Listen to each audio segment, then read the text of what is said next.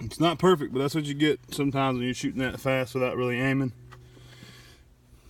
There's all my shots to the head after a double down here or one down here, and then putting one to the dome.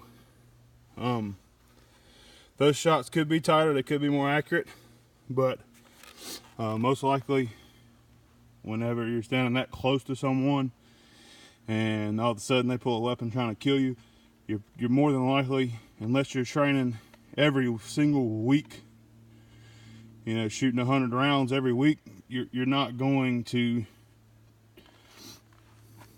be hollowing out a hole. That's from me, somebody that only shoots their service weapon 4 or 5 times a year. That's pretty good right there. Most of my rounds are right here in center mass and fairly quick. I mean, you're shooting a 45 ACP. These low ones, I mean, those are all at appendix or right in the pelvis or lower abdomen. Those, I guarantee you, those will mess up a OODA loop in a hurry.